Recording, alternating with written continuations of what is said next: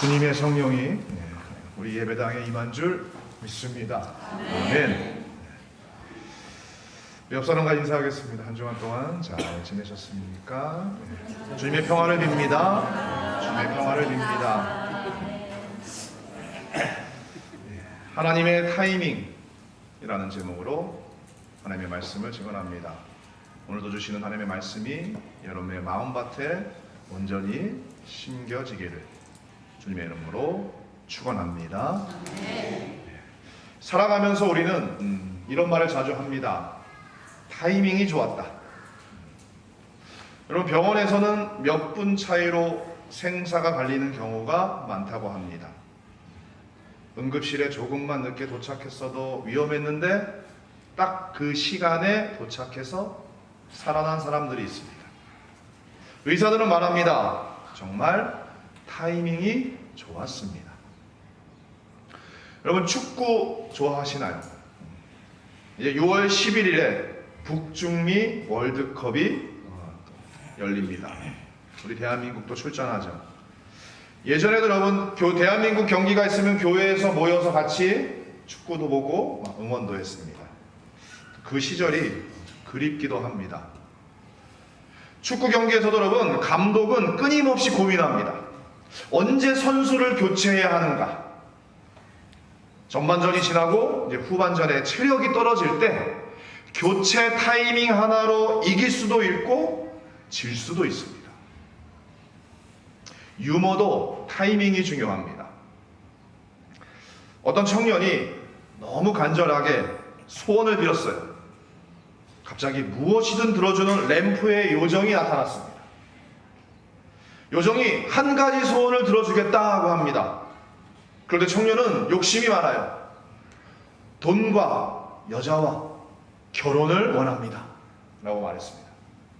그러자 요정이 정말 세 가지를 다 원합니까? 하고 되물었어요. 청년은 그렇습니다. 저는 돈과 여자와 결혼을 원합니다. 이 요정은 할 수 없죠. 소원대로 해드리겠습니다. 얼마 후 청년은 돈, 여자와 결혼을 했다고 합니다.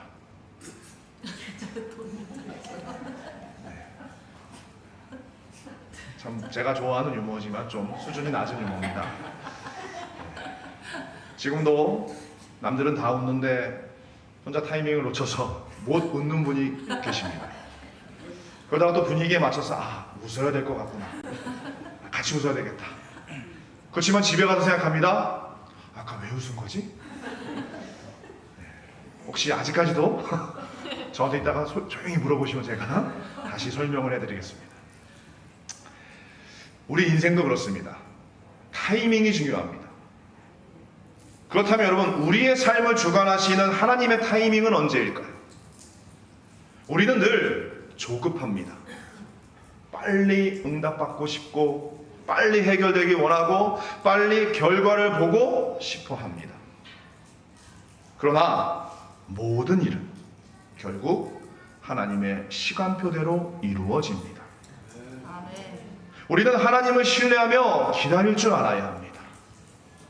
오늘 말씀의 주인공이 여러분, 다윗도 하나님의 타이밍을 기다렸던 사람이에요. 지금 당장은 앞이 보이지 않아요. 자신을 어둠에서 빛으로 인도하실 하나님의 때를 의심하지 않았습니다. 오늘 우리가 읽은 시편 57편은요, 다윗이 청년 시절 사울을 피해 동굴에 숨어 있을 때 기록한 시입니다. 여러분, 청년입니다. 푸를 청해년. 인생의 가장 푸르고 뜨거운 시간이에요. 꿈도 많고요, 열정도 많고 무엇이든 할 수 있을 것 같은 나이였습니다. 그런데 다윗은 그 시간을 광야에서 도망자로 살아야 했습니다. 제가 올해 초에 감사하게도 이스라엘 성지 순례를 다녀왔습니다. 오늘 말씀 57편의 배경인 다윗이 숨어 있었던 아둘람 굴에 직접 들어가 보았습니다.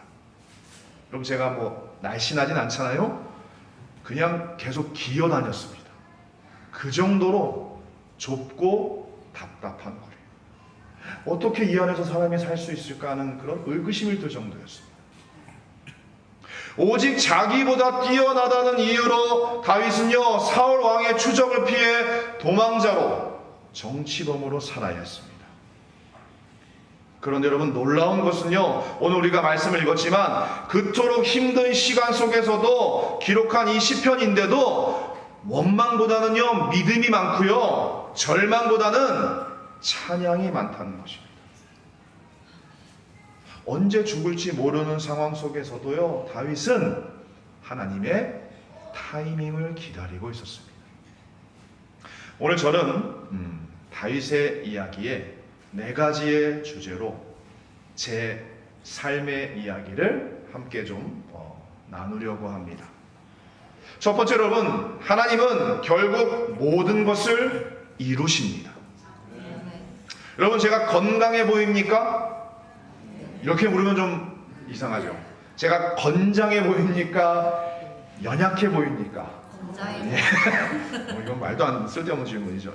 건장해 보이죠. 제가 태어나서 고등학교 2학년 때까지는 건장했고 건강했습니다. 그런데 인생에서 또 중요하다고 할 수 있는 고등학교 3학년이 된 지 한 달도 안 되었을 때 제 신체 일부에 이상이 생겼습니다. 처음에는요 대수롭지 않게 생각했습니다.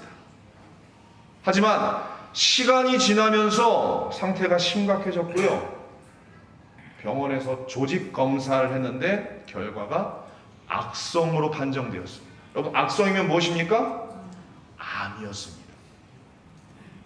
수술을 했어요. 제거 수술을 했어요. 의사 선생님이 항암 치료를 할까요 말까요 하시다가 안 해도 될 것 같습니다 해서 항암 치료는 하지 않고 퇴원을 하고 학교 휴학을 하고 지금 아주 핫한 왕가 사는 남자로 핫한 영월에 있는 한 기도원에 들어가서 수양을 했습니다. 제 모교회 목사님이 가서 기도하면서 쉬어라. 그래서 물 좋고 아주 공기 좋은 곳에서 놀았습니다. 1년을 놀았어요. 편안하게 쉬었어요. 그리고 이제 다음에 다시 복학을 해야죠. 복학 준비를 하면서 제가 이제 군 문제 때문에 제 병이면 이제 군 면제를 받을 수 있다고 해서 신체 이제 검사를 했습니다. 다시 진단서를 위해서. 그런데 암이 재발을 했습니다. 암이 이렇게 신장 옆에 이렇게 다시 이렇게 붙어서 암이 생긴 거예요. 제가 고향이 원주입니다. 원주에 있는 그래도 나름 큰 병원에서 수술했지만 이제는 서울의 신촌 세브란스 병원 가서 8시간이 넘는 큰 수술을 받았고요. 3번의 항암 치료를 받았어요. 그리고 결국 건강을 회복하게 되었습니다.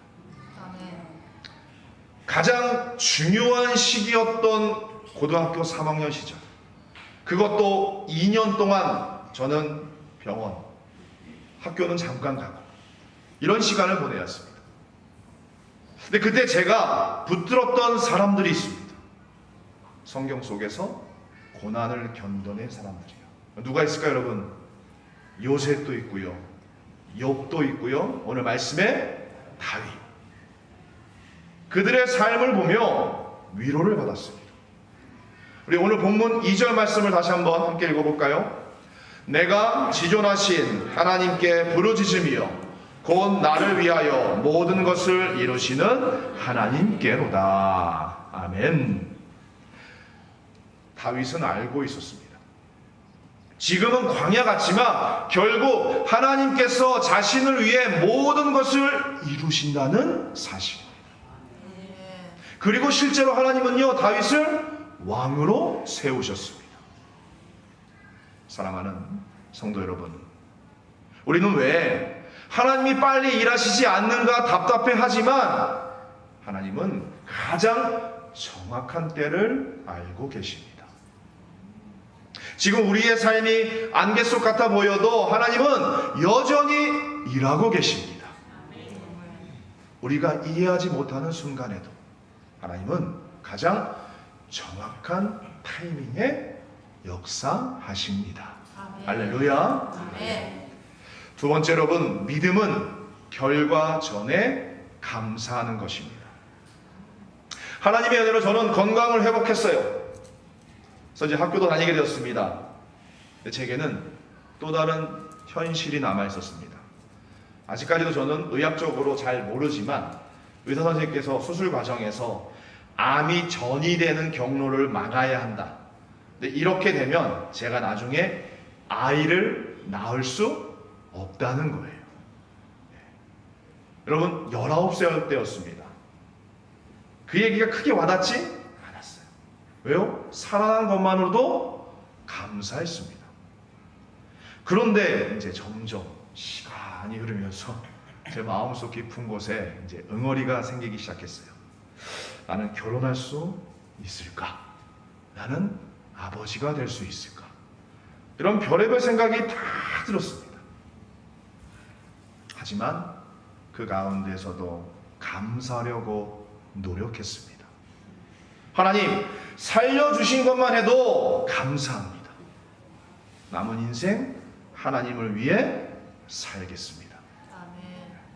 그러면서 느꼈습니다. 하나님은 언제나 제 삶 가운데 함께하고 계셨다는 것을.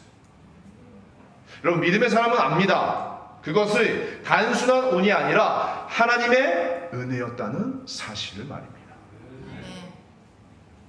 진짜 감사는 이미 받은 것에 대한 감사만이 아닙니다. 앞으로 주실 은혜를 믿고 미리 감사하는 것입니다. 아멘. 여러분, 예수님께서 오병이어의 기적을 행하실 때의 모습을 생각해 보세요. 손에는 보잘것없는 도시락 하나뿐인데 5,000명이 넘게 앉아 있었어요. 그런데 예수님은요, 먼저 감사 기도를 드리셨습니다.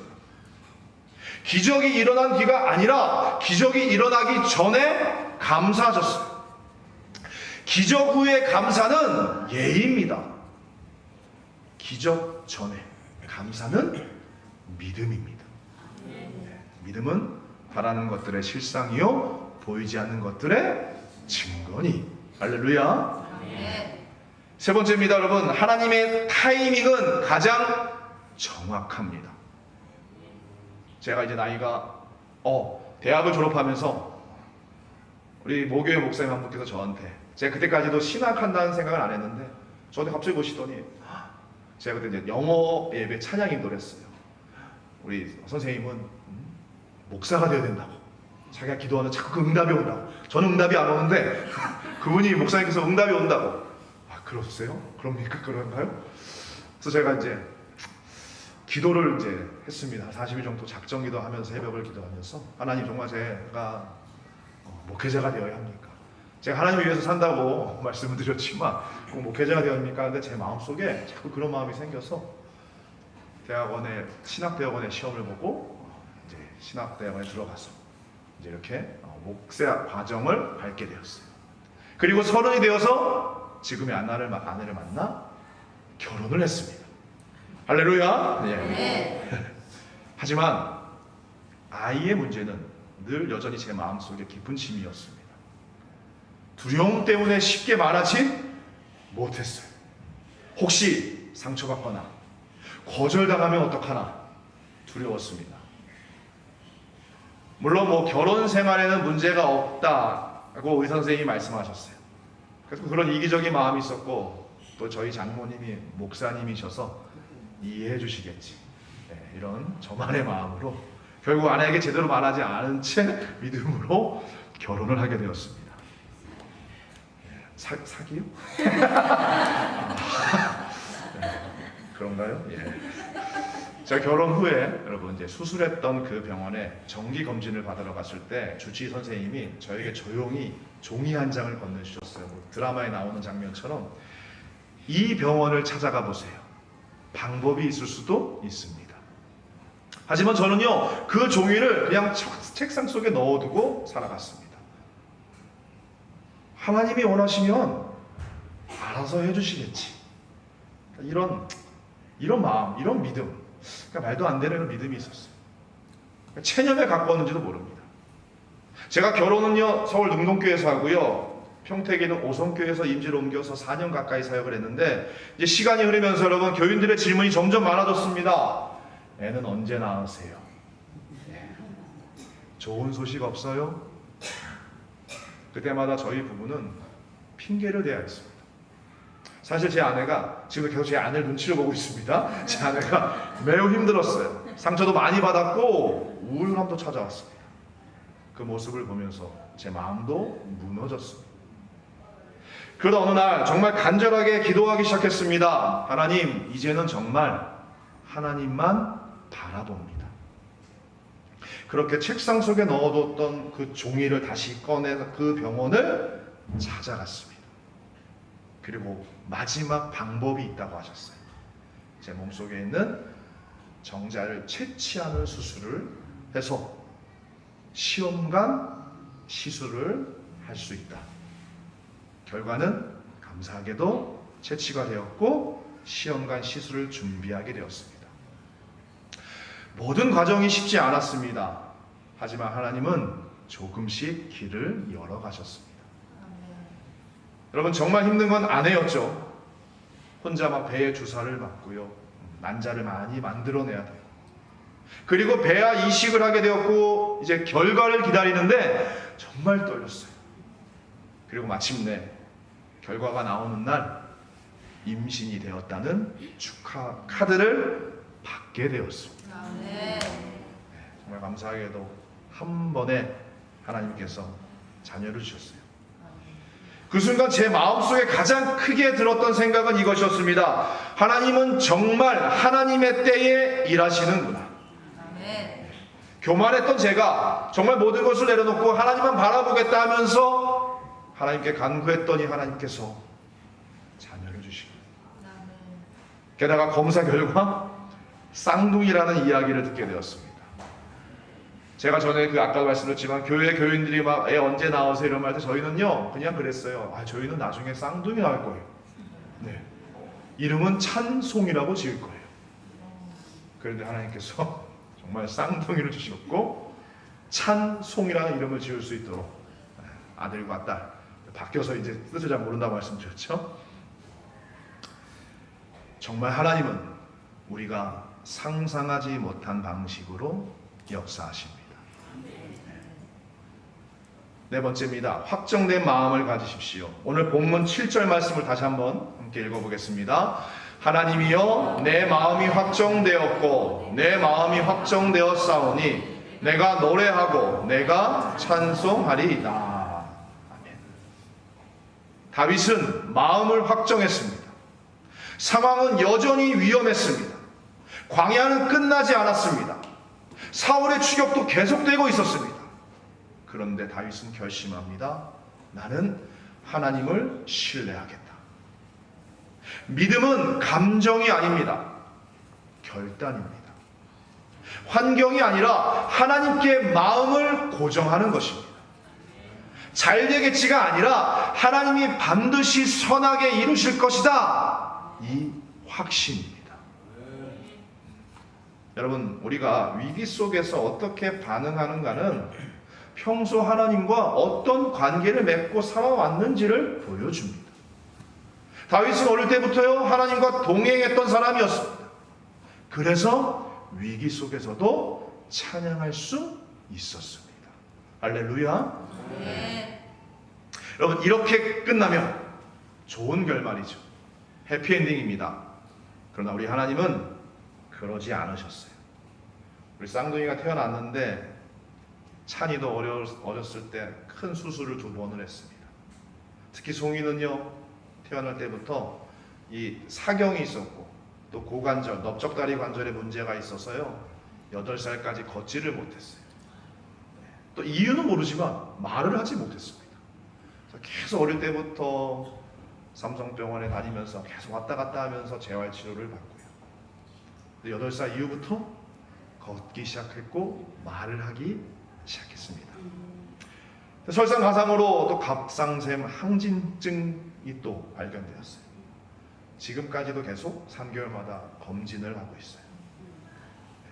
사경 때문에 또 눈 수술, 사시 수술도 했고요. 그래도 지금도 저희 유아시대 저렇게 밝고 긍정적으로 다니는 것만 해도 너무 감사합니다. 아멘. 그러니까 하나님께서 저에게 너의 고난이 아직 끝난 것이 아니야. 너 교만하면 안 돼. 너 겸손해야 돼. 늘 이렇게 말씀하시는 거예요. 내가 너 살려줬잖아.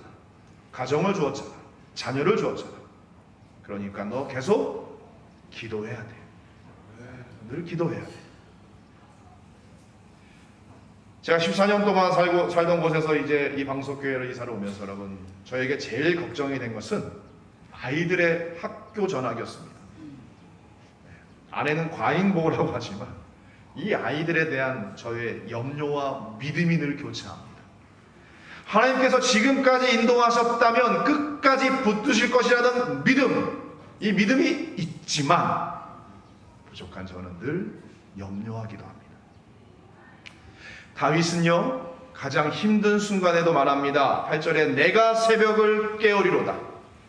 새벽이 나를 깨우는 것이 아니라 내가 믿음으로 새벽을 깨우겠다는 것입니다. 환경에 끌려가는 인생이 아니라 믿음으로 하나님을 바라보며 살아가는 인생이 되겠다는 선언입니다. 그리고 마지막에는 이렇게 고백합니다. 우리 5절 말씀도 함께 읽어보겠습니다. 하나님이여, 주는 하늘 위에 높이 들리시며 주의 영광이 온 세계 위에 높아지기를 원하나이다. 아멘. 다윗은요, 자기 상황만 바라보는 사람이 아니었습니다. 고난 속에서도 하나님의 영광을 바라보는 사람이었습니다. 오늘 제가 여러분이 말씀을 준비하면서 이제 오늘 지나 내일부터 제가 이제 본격적으로 모든 전반적인 사역을 방석교회에서 시작합니다. 하나님의 타이밍을 생각해 봤습니다. 돌아보면 제 삶은 제 계획대로 된 것이 별로 없었습니다. 고3 때 병을 만났고 다시는 건강하지 못할 줄 알았던 시간도 있었고 결혼과 자녀의 문제 앞에서 긴 기다림의 시간도 지나야 했습니다. 그런데 지나고 보니 하나님은 한 번도 늦으신 적이 없었습니다. 언제나 가장 정확한 순간에 찾아오셨고 제가 감당할 수 있는 때에 길을 열어주셨습니다. 그리고 지금 이 자리 방석교회에 오게 된 것도 하나님의 타이밍이라고 믿습니다. 솔직히 저는 제가 청주까지 올 줄 몰랐습니다. 제가 무엇을 잘해서도 아니고요, 특별히 뛰어나서도 아니죠. 오히려 부족하고 연약하고 넘어지고 흔들렸던 시간이 더 많았습니다. 그런데 그런 저를 하나님께서 여기까지 인도하셨습니다. 생각해보면 여러분, 다윗도 마찬가지였습니다. 그 광야의 시간은 의미 없는 시간이 아니었습니다. 동굴은 버려진 장소가 아니라 하나님이 다윗을 준비시키는 장소였어요. 그 시간이 있었기에 다윗은 왕이 될 수 있었습니다. 저 역시 제 삶에 광야 같은 시간이 있었기에 이 자리까지 오게 되었다고 믿습니다. 아멘. 사랑하는 방석교회 성도 여러분, 혹시 지금 이해되지 않는 시간을 지나고 계십니까? 왜 이렇게 늦는지, 왜 이렇게 오래 기다려야 하는지, 왜 내 삶은 광야 같은지 답답하십니까? 그러나 여러분, 기억하십시오. 하나님의 타이밍은 절대 늦지 않습니다. 아멘. 우리 눈에는 늦어 보여도 하나님은 가장 정확한 시간에 일하십니다. 다윗을 왕으로 세우셨던 하나님께서 우리의 인생도 가장 좋은 길로 인도하실 줄 믿습니다. 아멘. 저 또한 방석교회에서 하나님의 때를 신뢰하며 하나님이 맡기신 사명을 끝까지 감당하고 싶습니다. 아멘. 오늘은 이해되지 않아도 지나고 보면 그때가 하나님의 가장 좋은 타이밍이었구나, 여러분 모두 고백하시기를 주님의 이름으로 축원합니다. 아멘. 우리 모든 성도님의 삶 가운데도 하나님의 가장 아름다운 타이밍이 임하게 되길 주님의 이름으로 간절히 축원합니다. 아멘.